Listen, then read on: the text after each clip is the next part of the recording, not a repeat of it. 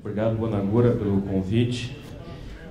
O objetivo nosso aqui é tentar repassar alguma coisa sobre dois assuntos, na verdade, que eu trabalho o dia a dia, que é a atividade de inteligência e a questão dos crimes cibernéticos. Por que dois assuntos? Porque nesse ponto há um cruzamento. Nós temos a questão da infiltração policial, que é uma ferramenta da atividade de inteligência, é uma ferramenta legal que a gente utiliza, como vou passar agora adiante, e a questão dos crimes cibernéticos que são cometidos no dia a dia e a dificuldade justamente de conseguir provas em relação a determinados crimes. No caso, a questão de pornografia infanto-juvenil, principalmente na internet. Então, uma notícia de ontem, que foi publicada pelo IDG, justamente trazendo uma observação importante. A questão de uso de imagens de crianças de todo mundo. E como é que a gente consegue identificar? Como é que é a questão da prova em relação a isso? Eu não posso simplesmente pegar uma foto de uma criança e eu, como delegado de polícia, subsumir que é uma criança. Eu tenho que comprovar, numa investigação policial, que aquilo realmente é uma foto de uma criança em cena de sexo explícito com um adulto ou com outra criança. Como é que a gente faz isso? Em regra, a Interpol ela tem em todo o mundo um banco de dados que justamente há uma comprovação, uma identificação das imagens que já são realmente consideradas pedofilia. Pedofilia aqui num conceito mais social, porque a própria lei fala na questão de cena de sexo explícito envolvendo criança e adolescente. Então, um trabalho da polícia espanhola que achou imagens de crianças brasileiras e identificação de autores, lá 19 pessoas presas. O projeto de lei do Senado do ano passado, o projeto de lei número 100, ele veio trazer uma coisa diferente, que é a autorização de infiltração de policiais na internet. E aí não fala na questão de agentes de inteligência, fala de policiais propriamente dito. E faz aí uma inserção de 5 artigos dentro do Estatuto da Criança e do Adolescente, principalmente na questão dos procedimentos que os policiais, o Ministério Público vão poder adotar. Qual é o objetivo principal desse projeto? Justamente prevenir e combater o chamado grooming. O grooming, que é principalmente aquela característica usada pelo pedófilo no recrutamento, aliciamento de crianças e adolescentes pela internet. O objetivo principal é justamente que o policial possa se infiltrar em redes sociais, em meios de comunicação instantânea e todos os outros aplicativos que haja a comunicação entre mais de uma pessoa, principalmente suspeitos, para que possa identificar ali um autor de distribuição, por exemplo, de pornografia infantil através da internet. A legislação que nós temos hoje vigente sobre infiltração policial. Nós temos a Lei 9.034, que talvez pelo público aqui vocês não saibam pelo número, mas é a nossa lei de repressão ao crime organizado no Brasil. O artigo 2º lá prevê a infiltração policial, mas não diz como fazer.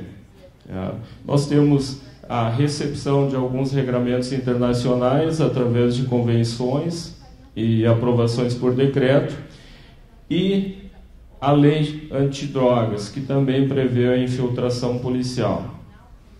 E aí nós temos um problema nessa questão da legislação vigente.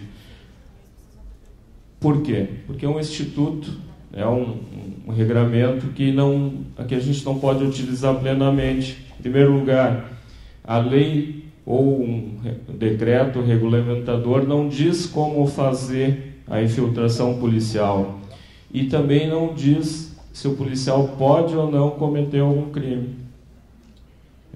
Então, fica difícil para o policial, por exemplo, se infiltrar na internet e trocar informações com pedófilo sem que ele receba no seu computador material pornográfico envolvendo criança e adolescente.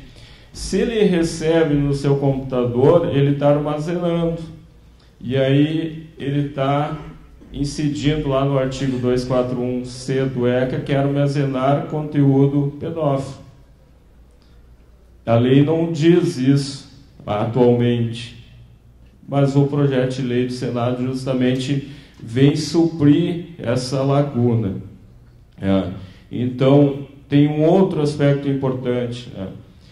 As leis existentes são relativas ao tráfico de entorpecentes e o crime organizado. E eu só poderia fazer infiltração policial quando eu tenho uma rede de pedofilia, um crime organizado, de venda de imagens, de vídeo.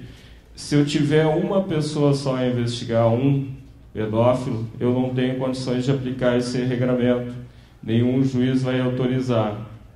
Então, eu só tenho quando existe uma criminalidade organizada. O que é uma criminalidade organizada? Pelo menos 3 pessoas reunidas cometendo crime, cada um com sua atribuição dentro da organização criminosa. Geralmente, mais acima, uma pessoa que só manda, só recebe os recursos financeiros, e mais abaixo aquelas pessoas que realmente estão na atividade de risco. Quando nós trabalhamos sem uma atividade de inteligência, provavelmente nós pegamos só a camada de baixo. Não conseguimos trabalhar com a camada de cima, ou seja, quem coordena o crime organizado. E aí fica difícil trabalhar. Por isso que nós utilizamos a questão da infiltração policial e outros mecanismos, como interceptação telefônica, de internet, interceptação ambiental, operações de entrada e assim por diante. Atualmente, o que se propaga e a ideia, justamente para que não dizer que o policial não possa se infiltrar numa organização criminosa, se adequa à questão pelo princípio da proporcionalidade, ou seja, se você está investigando uma quadrilha específica de homicídio, isso, em regra, autorizaria ao policial a criar uma falsa identidade, uma identidade fictícia, a cometer algum falso para conseguir informação em relação àquela quadrilha de homicídio ou de roubos. Mas não é todo mundo que entende isso, né? E o policial, ele é treinado para não cometer crime. Então, pelo menos essa é a ideia. E ele se miscuindo na criminalidade organizada através de uma infiltração, dificilmente ele não vai ter que cometer crime justamente para declarar sua lealdade com o grupo criminoso. Então fica bastante complexa essa análise e a gente procura utilizar esse sistema hoje de maneira moderada. A lei do crime organizado, ela prevê a participação de agentes policiais e agentes de inteligência, ou seja, poderíamos utilizar nessa questão algum agente da BIM, alguém da inteligência da Receita Federal e assim por diante. Na questão da lei antidrogas, somente policiais. Não há previsão na lei brasileira, até agora, de possibilidade de eu recrutar uma pessoa de fora da polícia e colocá-la infiltrada num grupo criminoso, como tem em outros países, como a gente vai ver. Hoje, para ser eficaz e regular uma utilização de infiltração policial, o ideal é detalhar ao juiz todo o planejamento, como vai ser feita, os meios, o nome dos policiais, esse procedimento de infiltração, e o juiz autorizar aquilo. Tanto é que, por exemplo, na questão da infiltração policial em relação à lei antidrogas, a gente só consegue realmente alguma coisa quando nós colocamos lá no planejamento que o policial ele só vai conseguir a prova se ele conseguir comprar a droga. Só que a lei brasileira diz o seguinte: o policial comprar droga e estar de posse da droga sem uma justificativa, isso é crime. Então eu tenho que ter pelo menos autorização judicial para fazer esse tipo de ação. O projeto de lei do Senado, então, traz 5 artigos, como eu referi ontem, e o objetivo é justamente aplicar a todas as situações hoje de pedofilia, não só previstas no ECA, no Estatuto da Criança e do Adolescente, mas também no Código Penal brasileiro. Então, a gente vai poder aplicar em casos isolados e não só em casos de quadrilha, ou bando, ou organização criminosa.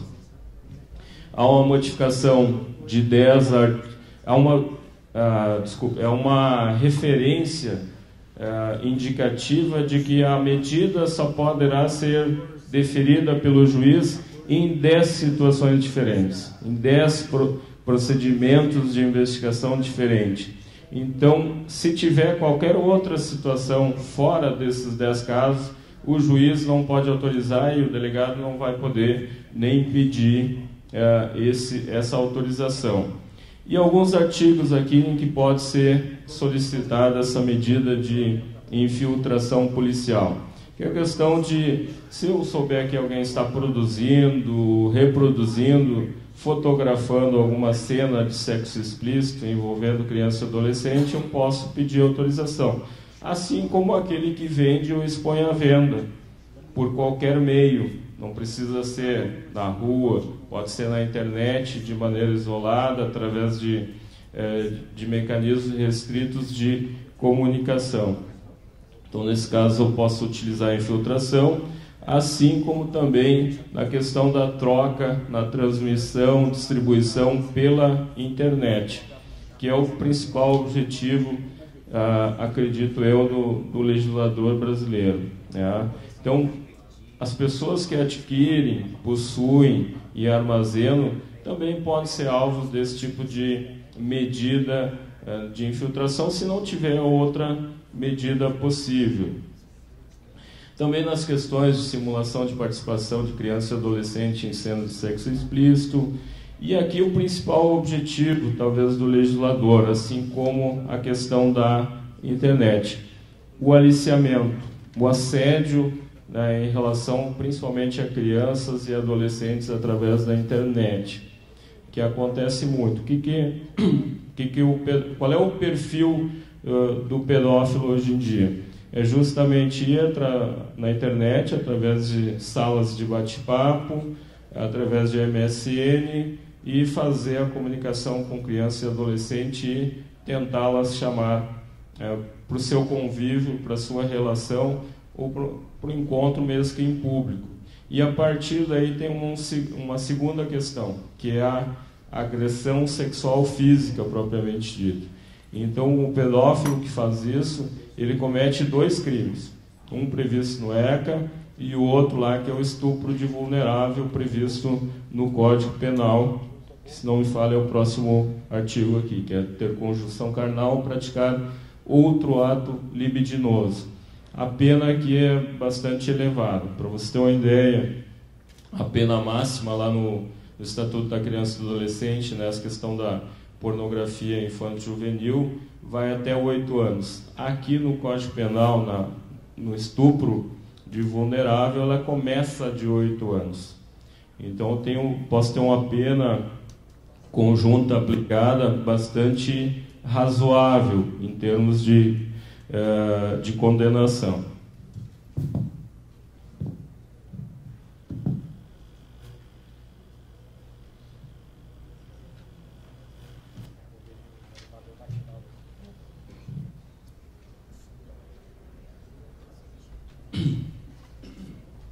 Tem outras situações também, e tem algumas possibilidades ou impossibilidades.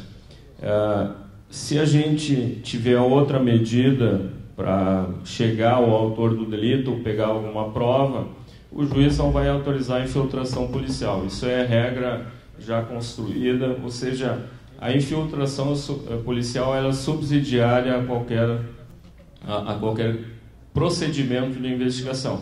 Ela só é utilizada em último caso, tal qual é interceptação telefônica ou interceptação de internet.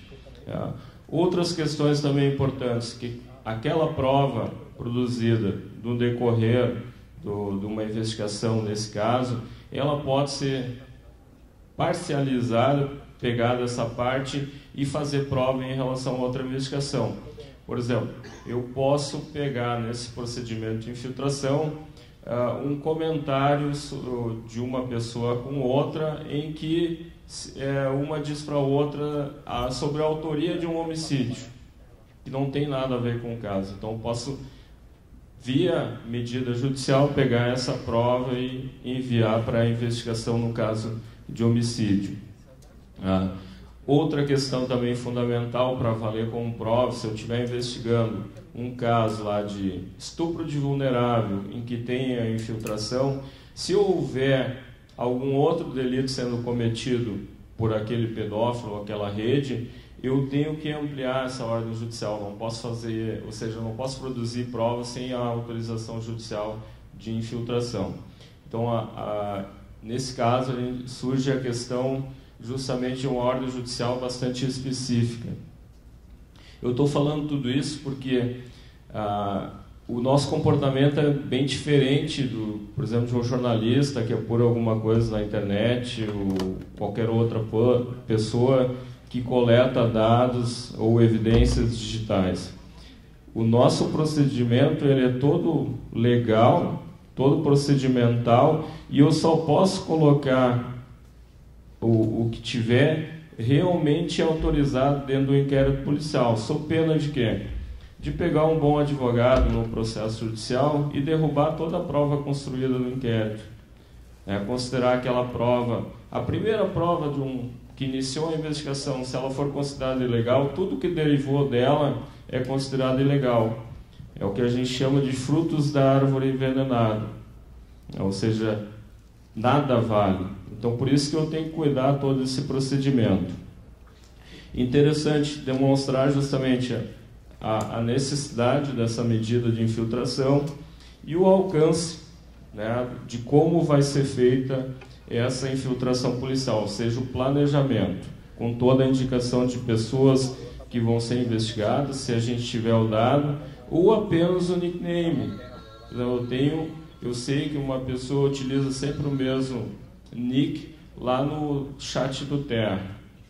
O que eu vou fazer? Eu vou fazer uma apuração em relação àquela pessoa. Se houver alguma outra conduta apreciada durante esse processo, eu vou ter que comunicar ao juiz imediatamente para que ele autorize essa ampliação de investigação. E aí as questões, se eu já tiver alguma informação, principalmente quando isso é realizado via comunicador instantâneo, alguns dados de conexão ou dados cadastrais que eventualmente, mesmo que falsos, que eu possa ter no início dessa investigação. E aqui uma coisa interessante, hoje quando a gente tem interceptação telefônica, a gente fala em 15 dias, prorrogáveis por mais 15, e em algumas situações de crime organizado a gente pode continuar na investigação desde que renove a medida. Mas aqui eu já parto de 90 dias, ou seja, o legislador está reconhecendo que realmente é difícil coletar alguma prova em relação a esses crimes na internet. E eu posso chegar a 720 dias de prazo, ou seja, quase 2 anos. Isso, claro, vai ser em questões de criminalidade organizada referente a esses crimes, né? Lembrando que o juiz não autoriza a prorrogação, isso é praxe no Brasil, se eu não enviar para ele dados de que realmente está ocorrendo alguma coisa e o que eu já coletei. Então, eu tenho que encaminhar relatórios parciais, senão ele não autoriza a prorrogação dessa medida restritiva. Os dados que estão abrangidos pelo legislador, que ele colocou no projeto de lei. Dados de conexão e dados cadastrais. ele não mencionou explicitamente a questão dos dados de acesso, ou seja, a conexão a cada momento. Se ele não colocou isso, pode gerar uma dificuldade para a gente na investigação, porque o dado lá de conexão, do dado cadastral da primeira conexão, pode não ser útil para a minha investigação. Eu quero saber o que ele está utilizando atualmente para se conectar, o local, georreferencial IP e assim por diante. Então, os dados de conexão junto ao provedor de serviço de internet e os dados cadastrais junto ao provedor de conteúdo. Preservação do sigilo. Como eu falei,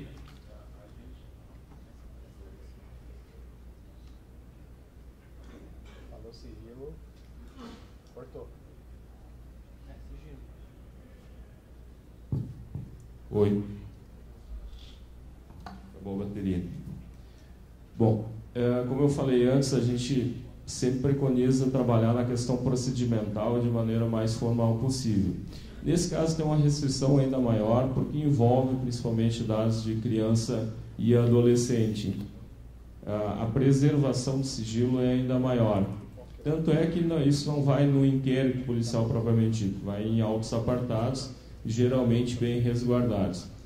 As pessoas que vão ter acesso a esse tipo de investigação é o juiz que está autorizando a medida, o promotor que vai intervir, o delegado de polícia e também o agente infiltrado. Basicamente essas pessoas. Nós não teremos a participação ou a visualização desse procedimento por outras pessoas. E aqui nós temos uma questão importante, né? Como eu falei logo no início. Nosso legislador está trazendo dentro justamente a questão. Está todo mundo ouvindo aí? Parece que está cortando. Está cortando? Tá bom. Tá bom? Justamente de não atribuir conduta típica, ou seja, não atribuir crime ao policial infiltrado. Então ele está abrangido por uma excludente, o que a gente chama em direito penal de excludente de ilicitude. Ele pode criar, sim, uma identidade fictícia, autorizada judicialmente, registrar essa identidade em caráter reservado no Instituto de Identificação, ou seja, se ele precisar comprovar de alguma forma para a rede criminosa, para o pedófilo que ele existe de fato, ele vai poder utilizar essa identidade fictícia criada especificamente para proceder à infiltração policial no período. Por que ele precisa criar essa identidade fictícia? Não só criar o perfil falso, o fictício lá na rede social. Porque, se miscuindo cada vez mais na criminalidade, ele vai precisar comprovar isso de alguma forma junto com seus interlocutores criminais. E essa prova, em algum momento, ela vai surgir. Tá? Então, a identidade fictícia que ele pode criar e preservação dos dados, ou seja, isso é um terceiro procedimento apartado dentro do procedimento policial, ou seja, tem um apartado da questão de preservação do sigilo, de todos os dados coletados, e também tem um terceiro que é da criação da identidade fictícia. Para quê? Para preservar o policial e as pessoas envolvidas naquele processo. Há um resguardo de todos os dados eletrônicos coletados naquele período. Então, por exemplo, se a infiltração ocorrer com o uso de captura de dados, snifando a rede, todos esses dados eles têm que ser devidamente armazenados e guardados de forma a fazer prova futura num processo judicial. E eu não posso dizer que o policial, mesmo atuando na questão de infiltrado, ele não pode cometer excesso nenhum. Ele tem que trabalhar justamente conforme planejado, e o que sair fora daquela conduta, ou seja, se ele passar do lado negro da força, ele vai responder penalmente por isso.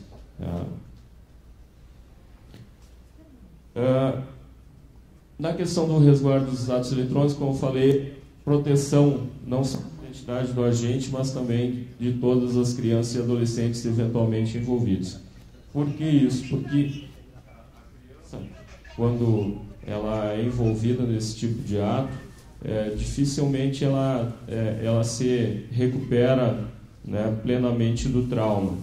E se a foto dela for colocada no procedimento principal de um inquérito policial, isso é mais um trauma para ela, para a família dela. Então, a identificação, a preservação da identidade dela é fundamental. Como eu falei antes, existe um banco de dados mundial referente ao que já é imagem ou cena de sexo explícito, vídeo de crianças e adolescentes que já estiveram numa situação de pornografia infantil. E aí eu tenho condições de comprovar. Existem programas que fazem essa conferência de imagens ou de parcela de uma imagem.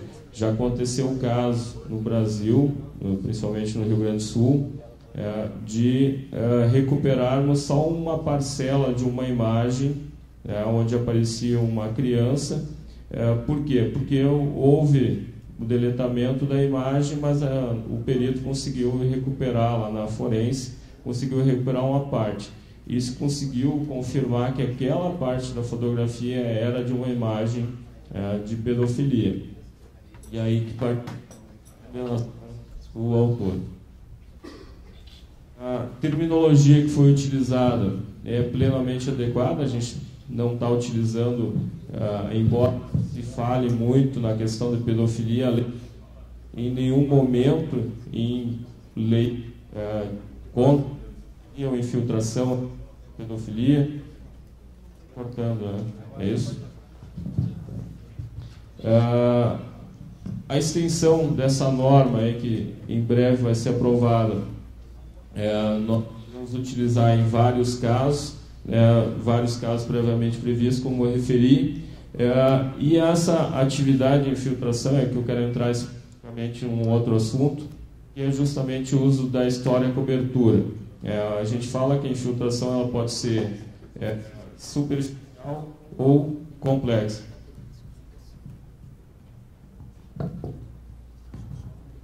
Oi. A infiltração, então, ela pode ser superficial ou complexa, dependendo justamente da necessidade e da ingerência, da atuação do policial dentro dessa criminalidade relativa à pornografia infantil. Então, dependendo de como eu vou planejar, essa história cobertura ela vai ser mais ou menos planejada, né? Quando a gente fala de questão de um ou dois contatos com o pedófilo ou com a rede de pedofilia, geralmente eu não preciso criar muitos artifícios para fazer isso. Eu posso criar simplesmente um perfil numa rede social, jogar uma isca em relação ao pedófilo e, com isso, coletar as informações que eu preciso. Não preciso ir muito além. Ou seja, o policial infiltrado ele não vai correr o risco de, através desse um ou dois contatos ser identificado. É claro que ele vai ter que tomar todos os cuidados possíveis. Isso, com essa nova lei, ela vai ser plenamente possível, assim como será aquilo que a gente chama de infiltração policial mais profunda, que daí é uma história cobertura que realmente eu vou ter que trabalhar com a questão de criação de uma identidade fictícia lá no Instituto de Identificação. Eu vou, com base nisso, criar um perfil em várias redes sociais, onde o meu investigado está atuando e, através disso, coletar provas. Então, não vai ser um ou dois contatos. Provavelmente serão 100, 200 ou mais de 1000 contatos com essa rede ou com esse pedófilo. É justamente por isso que ele vai precisar, o policial infiltrado ele vai precisar se precaver mais no sentido de não demonstrar que ele está em operação policial de coleta de provas. O que é a história cobertura? Alguém aqui já utilizou, por exemplo, uma história cobertura, criou um perfil fictício na rede para conseguir obter acesso a um perfil no Orkut ou no Facebook para ver a foto de alguém? Não? Alguém fez isso? Ninguém vai admitir aqui, é isso? Oi?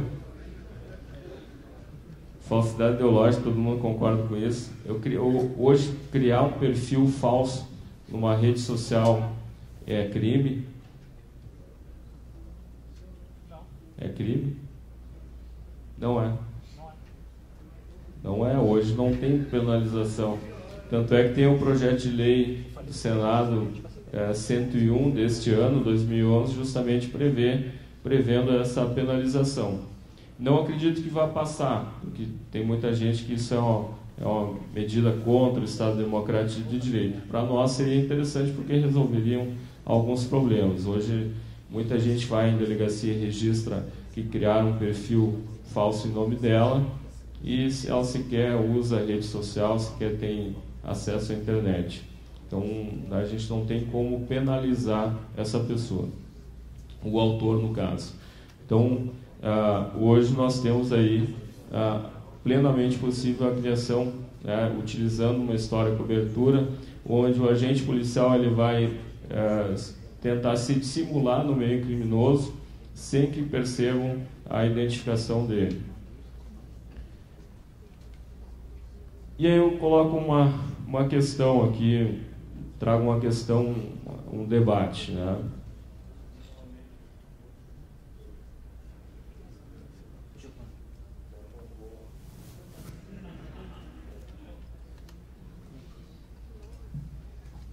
Oi.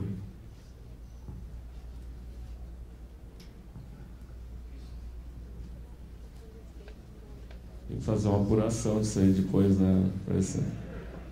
Ô Jordan, tá sacaneando comigo, hein?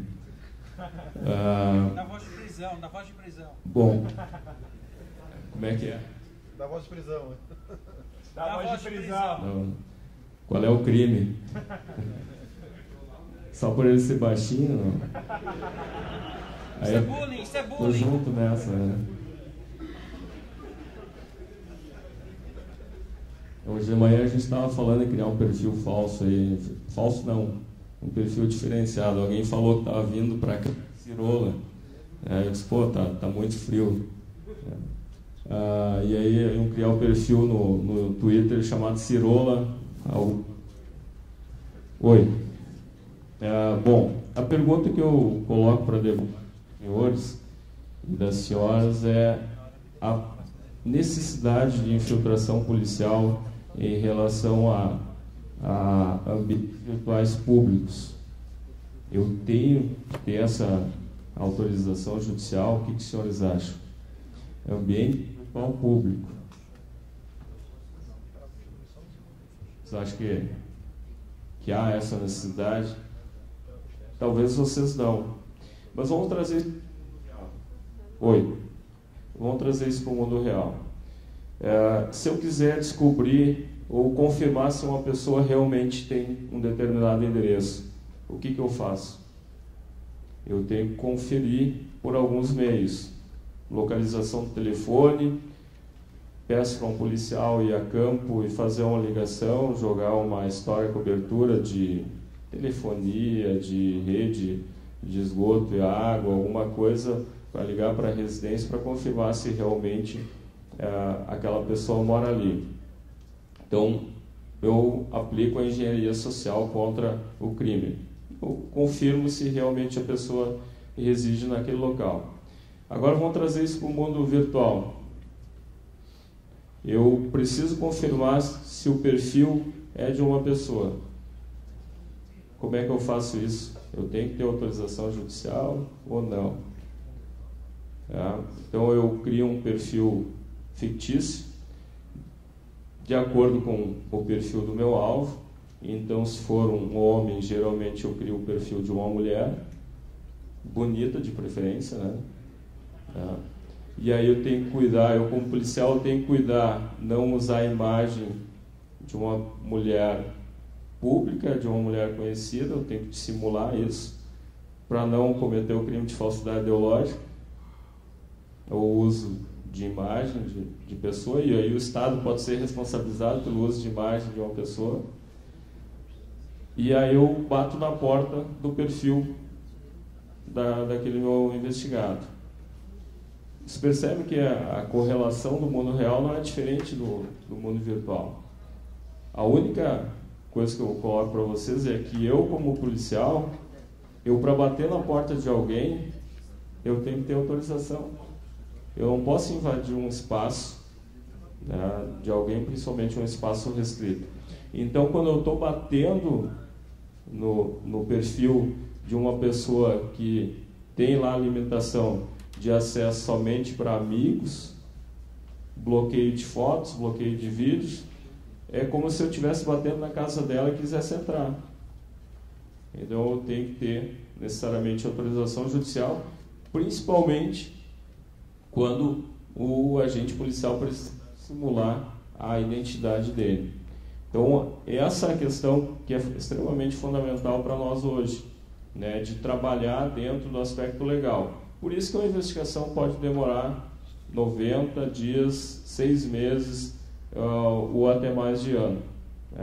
E as pessoas não compreendem, porque o nosso procedimento, o nosso aspecto, ele é todo legal. Então, quando eu investigo um crime praticado pela internet, ou em que alguma das partes dele foi combinada pela internet, como por exemplo um homicídio, eu tenho que ter necessariamente, para obter aquele dado, tem que ter uma ordem judicial. Eu não consigo o dado do provedor de conteúdo e depois do provedor de serviço de internet me indicando o local de onde saiu aquele acesso sem uma ordem judicial. Os provedores de conteúdo, em regra, pela política de privacidade, não fornecem essa informação. Certo? Em alguns casos, como por exemplo o Mercado Livre. Ô Jordan, não está me sacaneando aqui, hein, Jordan? Vai contando. Você desacata, hein? O Mercado Livre, por exemplo, tem a política de dele de justamente fornecer informações mesmo que não tenham ordem judicial. Por quê? Quando vocês criam um perfil, criam uma conta lá no Mercado Livre, vocês assinam um contrato, que eu posso que todo mundo lê o contrato que assina, né? Eu acho que sim, né? O contrato diz justamente que o Mercado Livre se resguarda o direito de fornecer informações por solicitação da autoridade policial sem necessidade de ordem judicial. O ForShared, lá no Reino Unido, também é assim. Então eu consigo, daqui do Brasil, sem ordem judicial, sem nada, informações lá de tarde. É claro que eu acho que vai migrar de hoje para amanhã a utilização do ForShared, né? Mas alguns provedores, pela política de privacidade, eu consigo justamente esse tipo de informação. Uma coisa que tem que ficar bem clara, né, nesse procedimento é que o agente infiltrado, o agente policial que está ali dissimulado para buscar provas, ele não pode ser o agente provocador. Ou seja, o crime não pode ser cometido porque o agente policial de alguma maneira provocou que ele acontecesse. Que daí não existe crime. Pelo contrário, existe indução, existe uma provocação que ela é ilegal e ela não pode acontecer. Então todas as legislações do mundo todo repudiam a questão do uso do agente provocador. Uma coisa estar infiltrado e acompanhar o crime sendo cometido, e outra coisa é estar infiltrado e provocar para que o crime não aconteceu em 90 dias. Eu tenho que pedir prorrogação. Eu vou provocar para terminar logo essa. Não posso fazer esse tipo de. Tá pronto agora? Acho que é o Elias fazendo análise de mal no microfone aqui.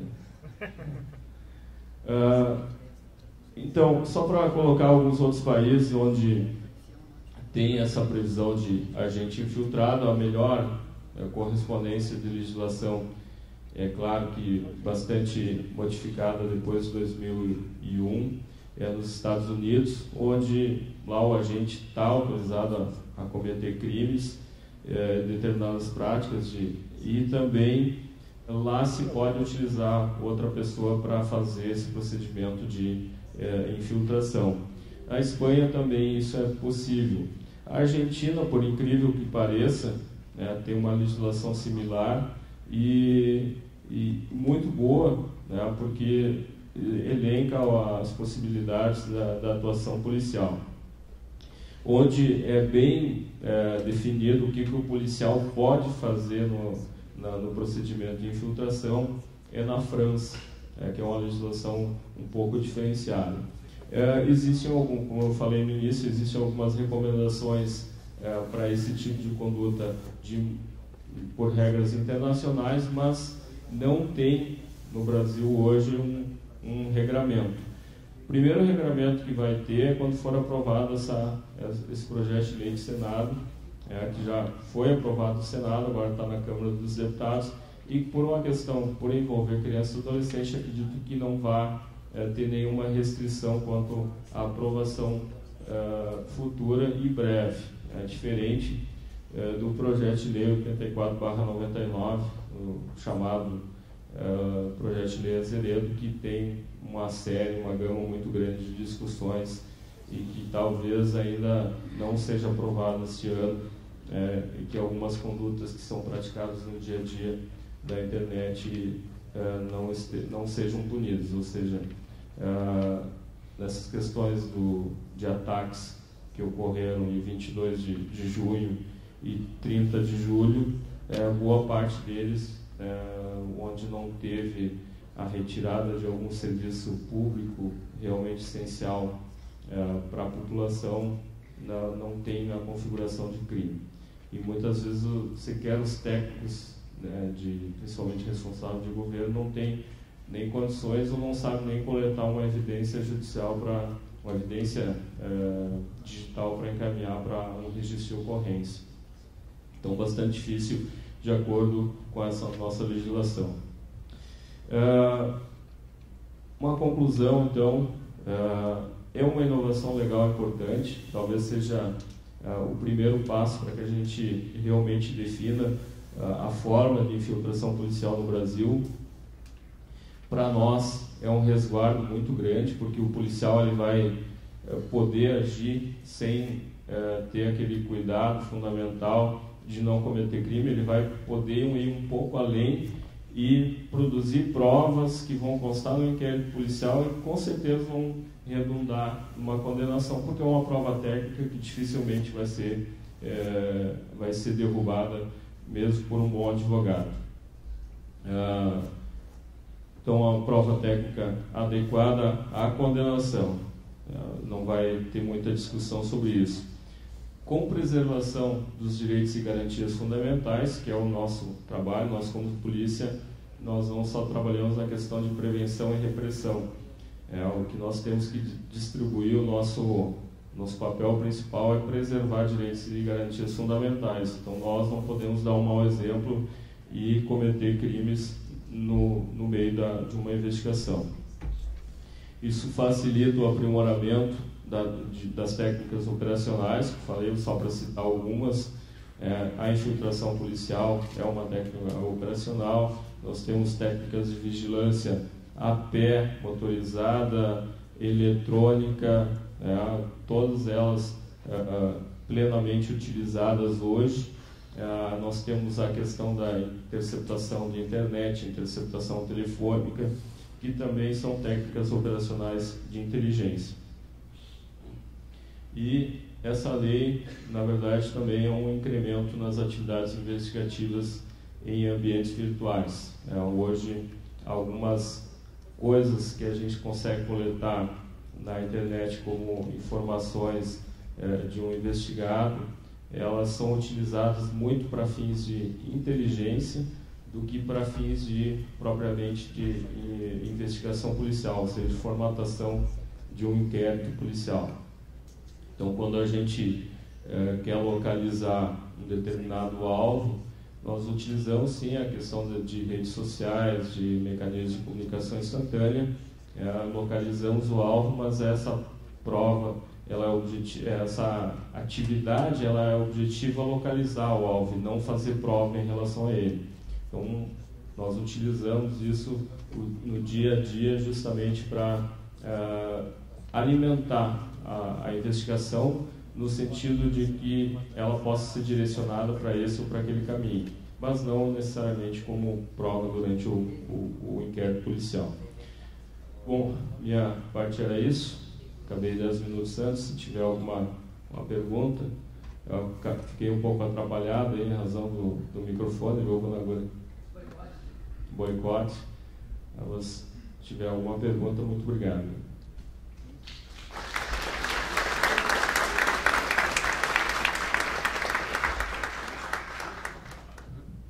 Peraí, a gente tem uma pergunta aqui. Oi.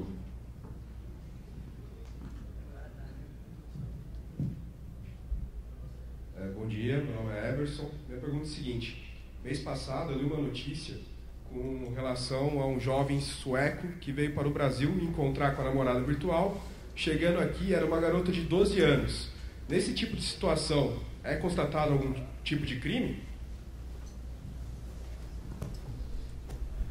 Engenharia social para uma garota de 12 anos. Na verdade é o seguinte, o que a lei brasileira proíbe é a questão do relacionamento sexual com crianças e adolescentes, sob pena de cometer crime. Existe uma faixa etária, né, de até 14 anos em que a violência é presumida. Se sueco praticar sexo com a menina, está cometendo um crime de estupro de vulnerável com pena mínima de 8 anos. Ou seja, a questão anterior do contato não necessariamente caracterizaria crime. Mas no caso a garota, ela mentiu para ele dizendo que ela era de maior, e ele veio para cá acreditando nisso. Quando chegou, ele foi abordado pela família dela, que justificou o ocorrido. No caso, ao meu ver, o vulnerável nessa história estava sendo ele. Ele que foi enganado. Bobinho, né?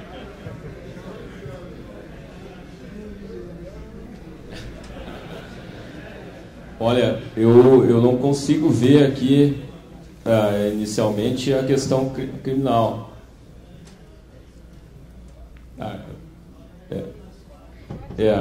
Na verdade ele também era adolescente, né?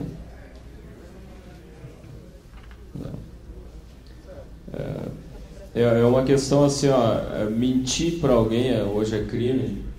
Não necessariamente, né? A não ser, isso poderia redundar numa reparação civil, mas talvez penal não consigo vislumbrar nenhum tipo de crime nesse caso aí. Mas civil, sim. Eventualmente lá o sueco quiser recuperar o dinheiro perdido na viagem dele para o Brasil, acredito que nesse caso, sim. Obrigado. Mais uma pergunta aqui. Bom dia. Como você comentou que o agente infiltrado ele não pode ser estranho à polícia. Mas no Brasil, não. No Brasil, isso. Mas é possível, por exemplo, contratar um consultor técnico, caso seja necessário algum conhecimento técnico especializado que a polícia não domine para auxiliar no processo, ou a lei não permite? Bom, na verdade, assim, eu como policial, para contratar um consultor técnico, fazer licitação. E aí, nesse caso, poderia se considerar como agente público lá indireto por essa questão, mas eu não vejo a possibilidade dele trabalhar no procedimento, dele se infiltrar. Talvez o policial se infiltrar com a ajuda dele na questão mais técnica. Hoje, quando a gente tem alguma questão técnica nessa parte, a gente faz geralmente com um perito oficial, alguém que entenda. Os nossos peritos lá no Rio Grande do Sul, que são 5, a questão de formação profissional deles, que em termos de... o que menos tem é mestrado, tem PhD, então o pessoal que realmente entende que pode nos auxiliar. E fora aquelas questões de consultoria normal, quando a gente conversa com uma outra pessoa para compreender, por exemplo, o funcionamento. compreender o funcionamento de um aplicativo na internet para melhor fazer o planejamento. Então, se eu for fazer a questão de uma infiltração em um chat de IRC, eu preciso saber como é que funciona. Ou preciso treinar um policial que conheça bem o mundo real, a infiltração do mundo real, mas não saiba como é que é aquele tipo de mecanismo virtual. Então ele precisa ser treinado nisso, então pega alguém que já tem algum conhecimento prévio em relação a esse tipo de aplicativo. É isso. Beleza, pessoal? Tem mais alguém que tem alguma pergunta? Vou lá, depois vou. Vai nos dois, né? Pessoal, antes da pergunta, só referir aqui que eu participo, assim, tem o Garoa Hacker Club lá no Rio, eu lá no Rio Grande do Sul, o ASEC, um grupo lá de pessoas que trabalham muito com segurança de informação. Já fez em maio o Open Day, que foi um evento voltado para a segurança de informação, principalmente em cloud, e é uma atividade que eu também gosto de fazer. Pois não? Gustavo, falando, a pergunta é a seguinte: qual é a segurança que tem o governo referente ao acesso à base de dados da pornografia para fazer um comparativo de dados aí, se a imagem realmente é pedófila ou não? Estou perguntando isso baseado no conhecimento que a gente tem, que é só ir na Santa Efigênia lá em São Paulo e comprar o DVD da Polícia, da Receita Federal e tudo mais. O medo é o policial que ganha R$1.200, R$3.000 por mês, ele recebendo suborno, será que ele vai liberar também essas imagens? A questão é uma questão, é o diferencial que te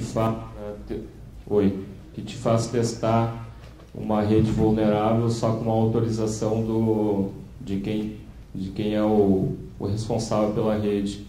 É uma questão ética e moral do policial. Eu sei que os policiais não são bem remunerados e o meu estado talvez esteja entre os últimos, mas a gente sempre enfatiza a questão ética e moral e a responsabilidade do agente que trabalha nisso. Se ele quiser partir para o mundo do crime, eu acho que ele tem que sair dessa vertente. A questão de confrontação de imagens, elas, claro, eu não sei se é essa a tua pergunta, mas elas já foram comprovadas em uma investigação policial corroborada pelo juízo de cada país, de que aquela imagem realmente pertence a uma criança ou adolescente em cena de sexo explícito em algum lugar do mundo. Por isso que tem esse banco de dados junto à Polícia Federal, a Interpol no Brasil, e se houver alguma dúvida, quando a gente tem, nós mandamos o nosso banco de dados recolhidos com um investigado e eles fazem a confrontação com aquilo que eles já têm, ou seja, pelos meios técnicos adequados, mas eles fazem a confrontação em relação àquilo que eles já têm comprovado em alguma parte do mundo.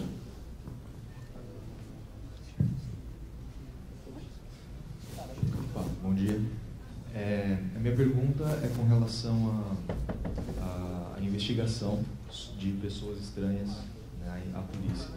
Você disse que em outros países é possível isso acontecer.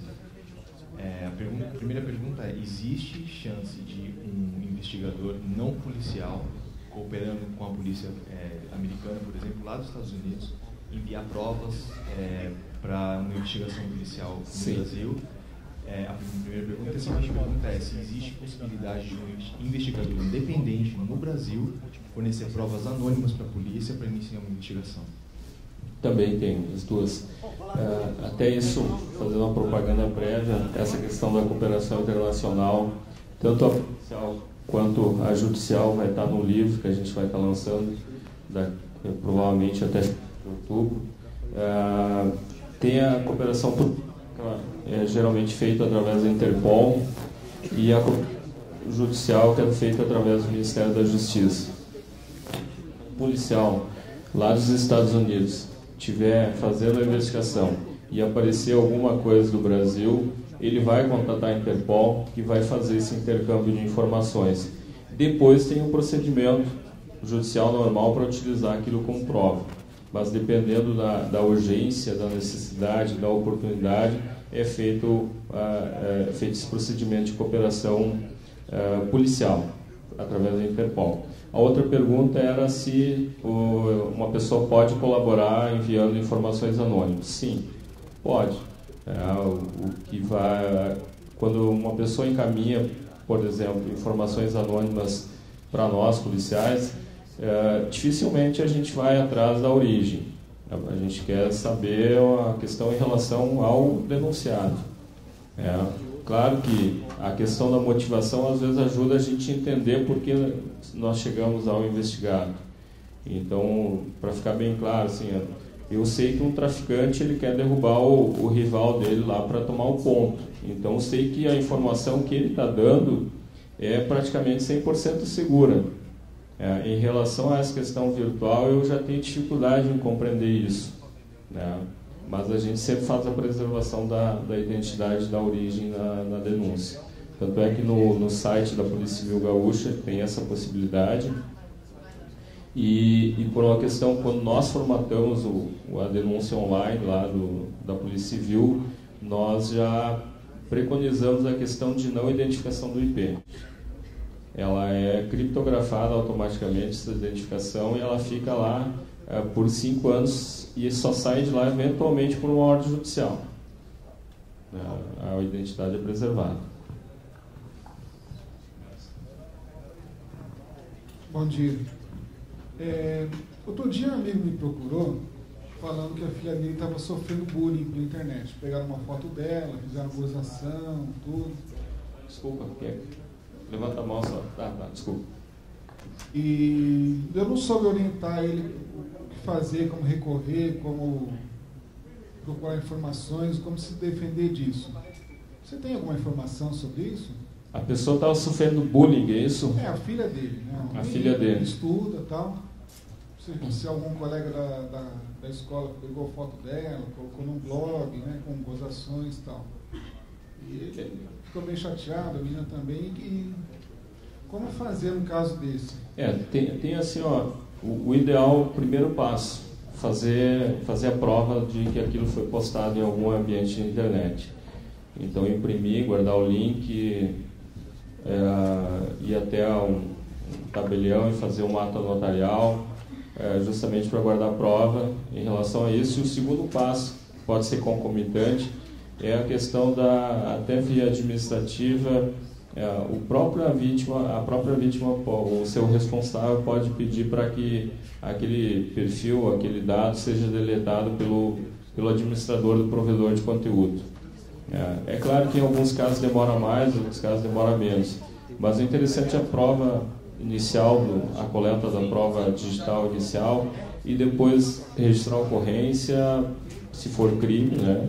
Tem algumas situações que não caracteriza crime, mas tem a possibilidade da ação civil, né? Ou seja, de buscar a reparação do dano na área civil, como já ocorreu.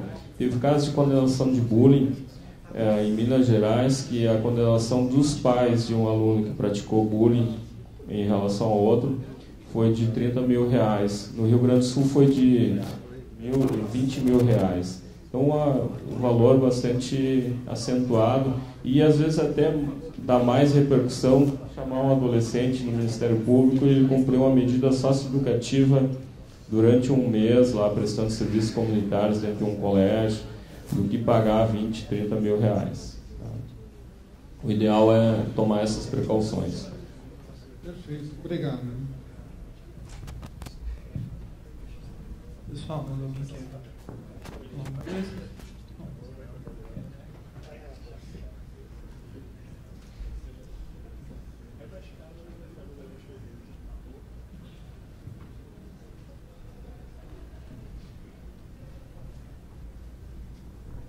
Oi, Emerson. Bom dia. Meu nome é Erasmo. São duas perguntas. Tá? Uma é se o Brasil está utilizando muito o EMILAT, e a outra questão é se é possível mesmo identificar agentes ou cybercriminosos utilizando o Tor, profissionais que utilizam o Tor, se vocês já conseguiram identificar algum agente nesse sentido. Então, são essas duas. Obrigado. A questão da utilização do EMILAT, o Ministério da Justiça ele tem lá o Departamento de Relações e Cooperação Internacional, DRCI. E eles, se tiver alguma dúvida, eles te orientam. Inclusive, eles orientam os delegados de polícia. A gente faz um encaminhamento prévio via digital do material e eles fazem análise e nos retornam com a necessidade de adequação. Então, tem sido utilizado, naturalmente demora, né? Principalmente em alguns casos de interceptação de e-mail e conseguir o conteúdo de um e-mail e acaba vindo 3, 4, 5, 6 meses depois. Na questão da Rede Store, é bastante complicado, porque são vários caminhos e a gente peca pelo tempo. Às vezes, quando tu está conseguindo lá no segundo, terceiro passo, aí o provedor, o próximo, já não tem mais o dado, porque a política dele é de guardar os dados por 6 meses. E aí você para por aí.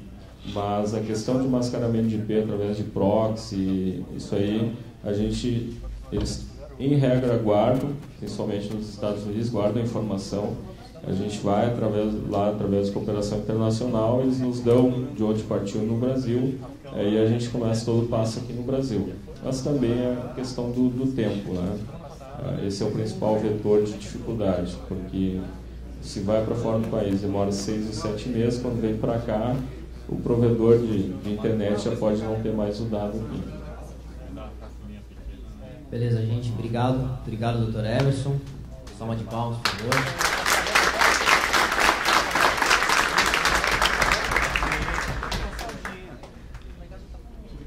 Desculpa o boicote do microfone. Bom, vamos estar resolvendo isso.